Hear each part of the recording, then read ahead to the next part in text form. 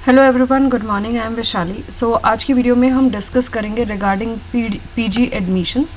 ठीक है, PG admissions के फॉर्म इशू हुए हैं आईआईटी बीएचयू में। तो जब भी पीजी एडमिशन्स के फॉर्म होते हैं उसी के साथ एमटेक के लिए भी होते हैं, एम फार्मा के लिए भी होते हैं और पीएचडी के लिए भी होते हैं।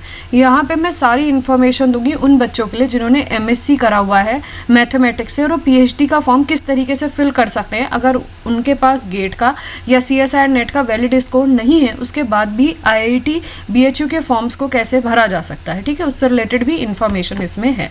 अगर आपने गेट का फॉर्म मतलब गेट क्वालिफाई कर रखा है या सीएसआईआर नेट क्वालिफाई कर रखा है तो आपके लिए एलिजिबिलिटी क्राइटेरियाज थोड़ी डिफरेंट होंगी।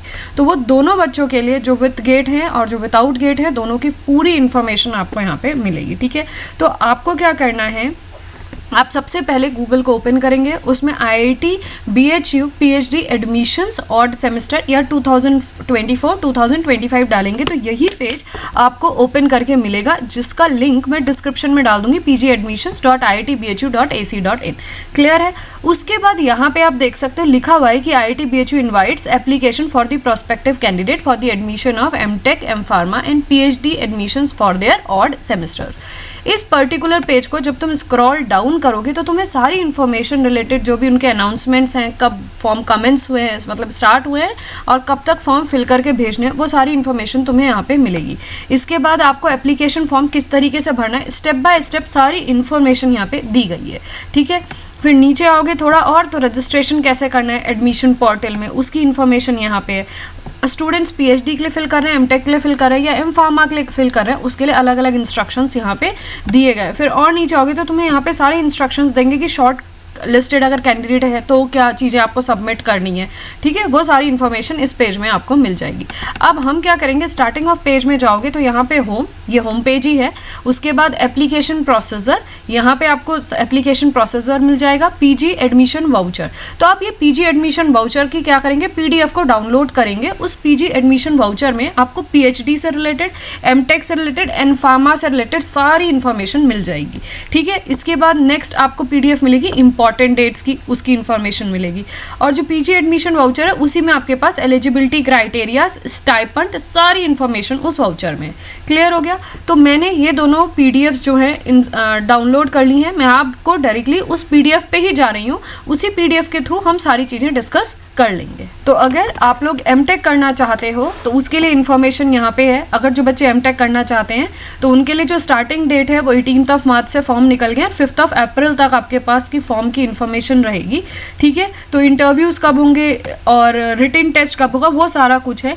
ये इंटरव्यूज़ और काउंसलिंग की डेट यहाँ पे दी गई है। उसके बाद announcement of list of short listed candidates, फिर राउंड ऑफ ऑफर जो भी होगा इंस्टीट्यूट वेबसाइट में, first round of offer, second round of offer, वो सारी इन्फॉर्मेशन आपको यहाँ पे दी गई है। इंपॉर्टेंट डेट्स वाला जो पीडीएफ है वो भी आपको मैं डिस्क्रिप्शन बॉक्स में दे दूंगी अटैच करके।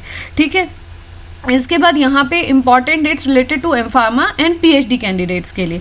ठीक है, तो फॉर्म ऑलरेडी इशू हो चुके हैं 18 मार्च से।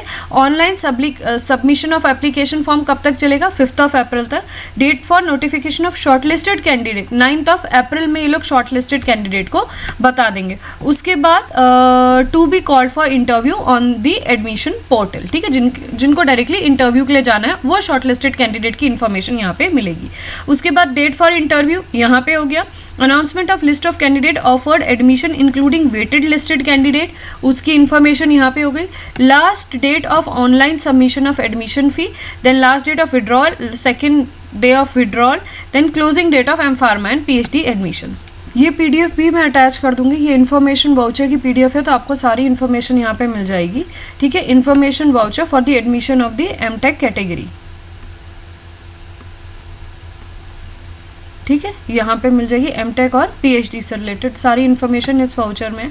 आप नीचे आना, इस तरीके से स्क्रॉल डाउन करना तो एमटेक प्रोग्राम की इन्फॉर्मेशन है, full time regular registration category. तो इन्होंने क्या कर रखा है, किसी भी डिपार्टमेंट में जब एडमिशन लेना है आपको तो डिफरेंट कैटेगरीज बना रखी हैं किस बिहाफ पे, कि आपको जो स्कॉलरशिप्स मिलेंगी किस किस कैटेगरी में आप उस अकॉर्डिंग डिवाइड कर रखा है।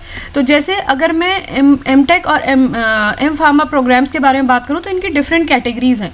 मैं सबसे पहले पीएचडी की कैटेगरी में जाती हूँ ताकि आपको थोड़ा आसान हो जाएगा सब कुछ समझने के लिए। So will moving to PhD programmes directly, हम कोर्स पे जा रहे हैं पीएचडी प्रोग्राम से रिलेटेड।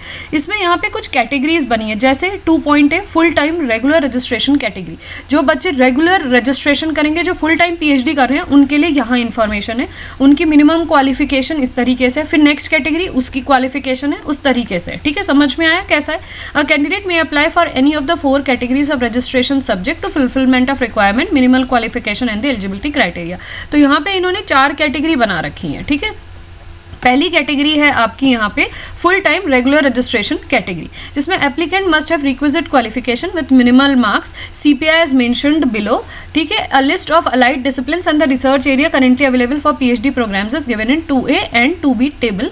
2A 2B में इन्होंने एक मेजर सब्जेक्ट दिया, अगर उसमें ना हो तो अलाइड सब्जेक्ट दे दिया पीएचडी के लिए। The number of seats with institute assistantship available for the PhD programmes. अब ये क्या है, आपको पीएचडी के लिए सीट्स दी हैं तो वहाँ पे आपका लोकेशन होगा। उसके अलावा ये लोग क्या कहते हैं ना, यहाँ पे आईआईटी बीएचयू में आपको टीचिंग प्रोग्राम्स के लिए भी एनरोल किया जाता है, तो आप क्लासेस में जाके टीचिंग प्रोग्राम्स में भी एनरोल करते हैं, तो वहाँ पे आपके लिए उसी वर्ड को कहा गया institute assistantship available for the PhD programmes, कि आपको टीचिंग के लिए भी वहाँ पे एक्सपीरियंस मिलता है। सो मिनिमम क्वालिफिकेशन पीएचडी, अगर आपको अब सब्जेक्ट वाइज आ गए, अगर आपने इंजीनियरिंग बैकग्राउंड के हो तो पीएचडी आप इंजीनियरिंग सब्जेक्ट में करना चाहते हैं, पीएचडी आप फार्मा में करना चाहते हैं, हम चलते हैं डायरेक्टली मैथमेटिक्स वाले स्टूडेंट के लिए, तो हम आएंगे under the category of PhD in sciences, ठीक है। सो पहला पॉइंट, दूसरा पॉइंट, इसमें 2 पॉइंट दिए गए हैं हमारे पास। सो पहला क्या, एप्लीकेंट विद मास्टर्स डिग्री, आपके पास एमएससी होना चाहिए मैथ्स में, in science, in the discipline concern और इन द अलाइड डिसिप्लिन। तो ये पीछे एक चार्ट दिया है जिसमें आपका पर्टिकुलर मेन सब्जेक्ट और अलाइड सब्जेक्ट दिए गए। Area must be minimum of 60% होना चाहिए, या फिर आपका 6 CPI होना चाहिए एट पर the master's degree level. Clear. Second point पे हो तो applicant with 4 year bachelor's degree in science, जिनके पास 4 ईयर्स की बैचलर्स डिग्री, दैट मीन्स जिन्होंने बीटेक कर रखा है इन द डिसिप्लिन कंसर्न और in the allied discipline area, must have 70% marks और 7.5 CPI at the bachelor's degree level. Applicant with more और 2 degree professional experience, the minimum requirement shall be 70%। जिनके पास degree है bachelors की उनको 75% चाहिए, 4 year की degree भी है बीटेक की और साथ में 2 ईयर्स का प्रोफेशनल एक्सपीरियंस भी है, तो उनके लिए जो परसेंटेज है वो डिक्रीज होके 70% हो गया। क्लियर। फिर इसी तरीके से पीएचडी अगर ह्यूमैनिटीज सब्जेक्ट में करना है तो उससे रिलेटेड इन्फॉर्मेशन है, पीएचडी आर्किटेक्चर प्लानिंग डिजाइनिंग में करना है तो उनसे रिलेटेड इन्फॉर्मेशन है। फिर सारे जो भी इंजीनियरिंग के इंटरडिसिप्लिनरी प्रोग्राम्स हैं उनकी पीएचडी से रिलेटेड सारी इन्फॉर्मेशन है। हम आगे बढ़ जाते हैं।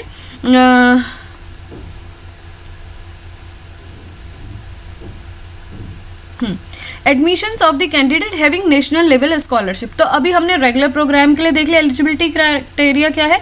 अब हम देख रहे हैं कि अगर किसी भी स्टूडेंट ने गेट का या CSIR नेट का एग्जाम क्वालिफाई किया है तो उनके लिए क्या इन्फॉर्मेशन है।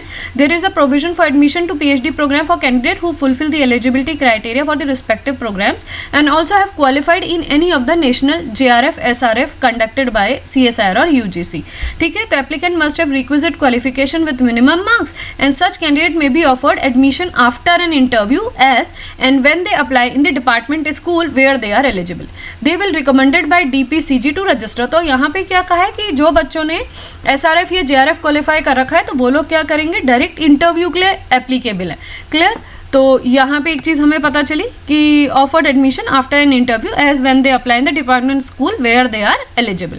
अपनी एलिजिबिलिटी क्राइटेरिया देख ली कि हम मैथ्स वाले के लिए 60% एलिजिबिलिटी क्राइटेरिया है। इसके बाद हमने वहाँ पे अप्लाई करा इंस्टीट्यूट में, जो भी BHU के मैथमेटिकल डिपार्टमेंट है, अगर उन्होंने हमें शॉर्टलिस्ट कर लिया तो हमें फिर इंटरव्यू के लिए कॉल आएगी। क्लियर होगी सेकंड पॉइंट। अब नेक्स्ट आते हैं admissions for the candidate who have come through QIP programme. The institute is now recognised as major QIP centre for AICT for research in all disciplines available. For detail procedure applicant should be contact AICT। तो ये engineering वालों के लिए हो गया। अब full time next point देखो, 2A हमने पढ़ा था, अब 2B full time external registration category. अब ये कौन सी रजिस्ट्रेशन कैटेगरी है। A candidate working in an external R&D organisation. अगर MSc के बाद आप कहीं काम कर रहे हो या BTech के बाद आप कहीं काम कर रहे हो तो वो हुआ एक्सटर्नल रजिस्ट्रेशन कैटेगरी। ठीक है। A candidate working in an external registration R&D organisation और in an industry recognised by the institute which is equipped with necessary research and library facility can also apply for admissions to PhD. वो बच्चे भी PhD के लिए apply कर सकते हैं. She or he must satisfy the eligibility criteria, जो initial eligibility criteria वो satisfy करना है. Then such candidate must show satisfactory performance in interview, must be sponsored by his or her employer and must have been employment with the sponsoring organization for a last 2 years at a time of admission. तो हमें क्या दिखाना है, अगर हम यहाँ पे किसी R&D रिसर्च ऑर्गेनाइजेशन में काम करते हैं तो हमारे पास 2 साल का इंटरव्यू देने के बाद जब रिजल्ट आएगा तब तक 2 साल का आपके पास क्या होना चाहिए, एक्सपीरियंस लेटर होना चाहिए.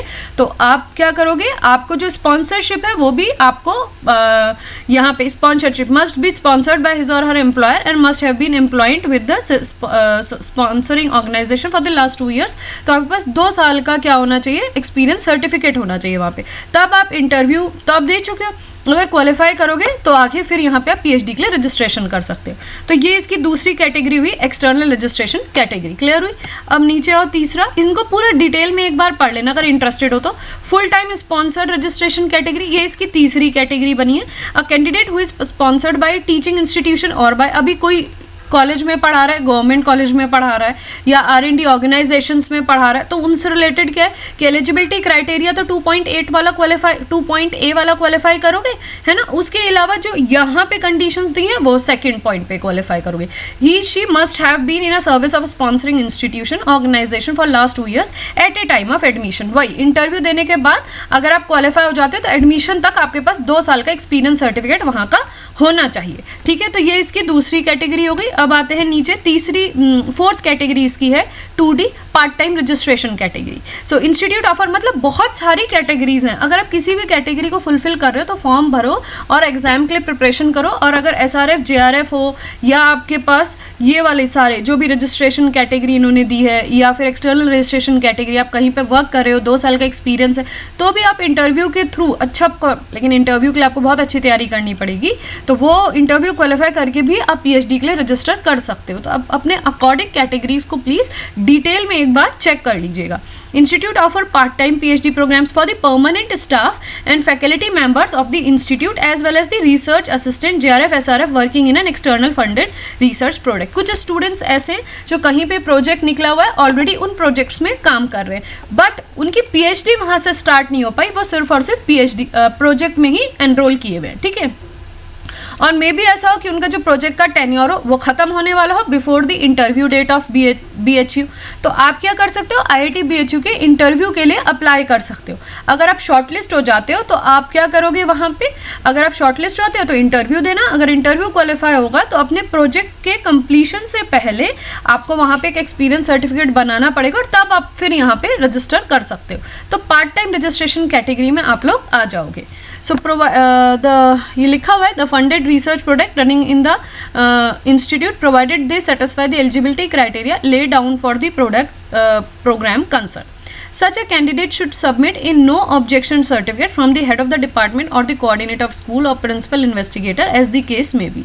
So इनको एक बार डिटेल में पढ़ लीजिएगा. ये आपकी 4th कैटेगरी है जिसमें हम पार्ट टाइम रजिस्ट्रेशन कैटेगरी में आ सकते हैं.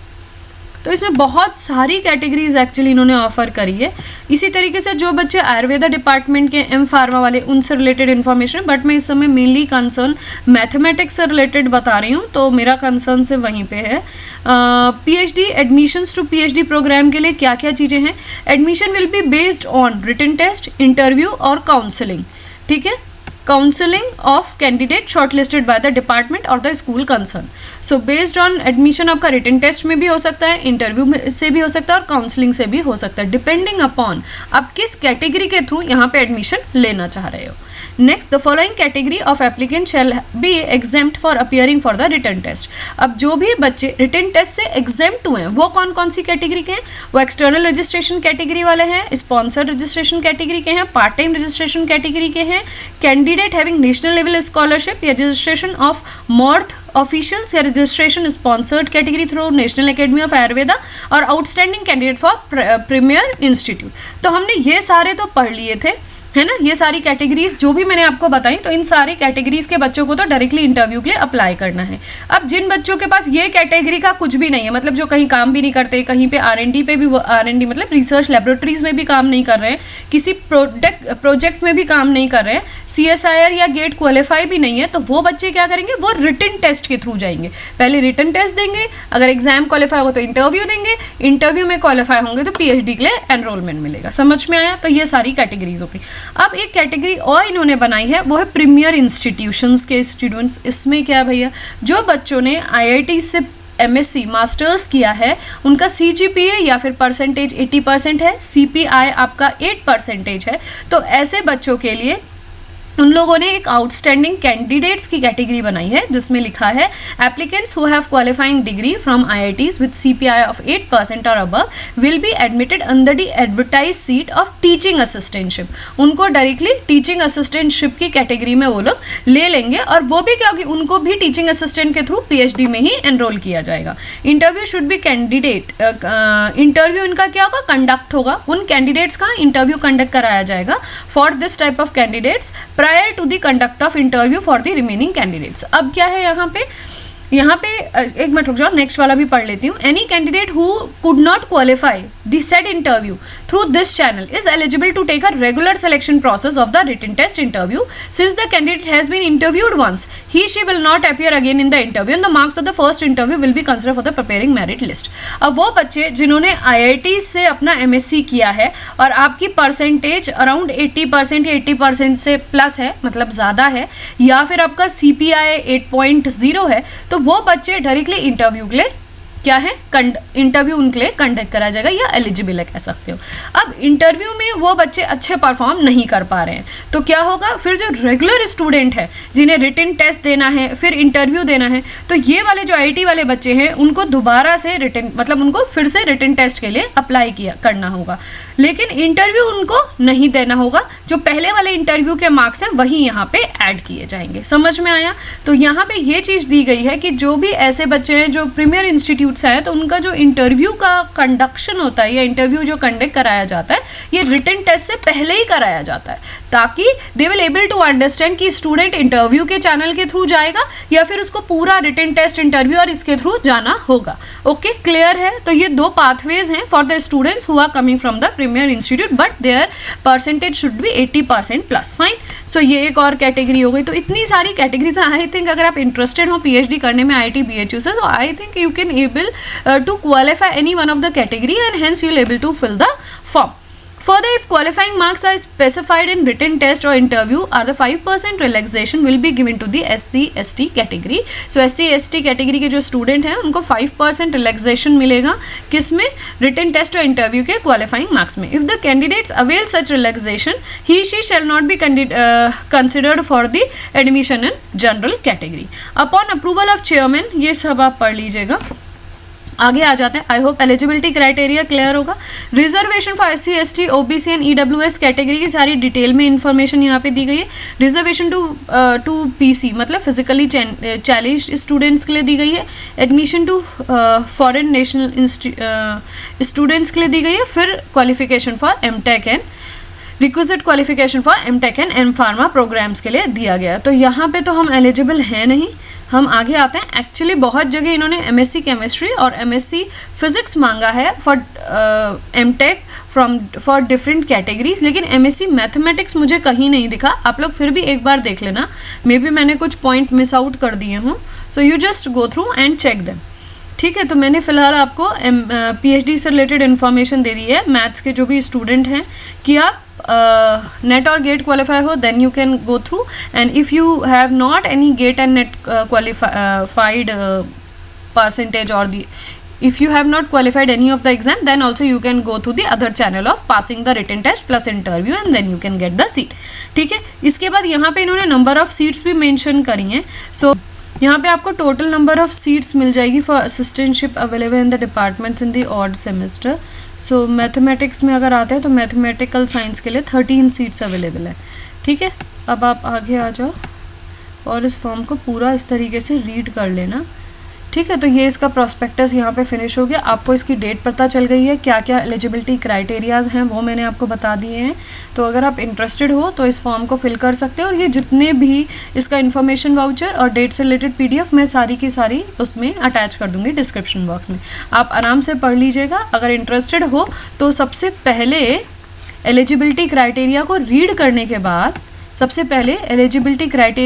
करने के बाद, ठीक है, अगर इंटरेस्टेड हो गए तो यहाँ पे सारे मैंडेटरी स्टेप्स दिए गए हैं, how to fill the online application form, इसको एक बार गो थ्रू कर लेना बिफोर फिलिंग द फॉर्म। ठीक है, इसका भी लिंक मैं डिस्क्रिप्शन में दे दूंगी। अगर वीडियो आपको अच्छी लगी हो तो प्लीज़ सब्सक्राइब कर दीजिएगा। And till then, thanks for watching my video.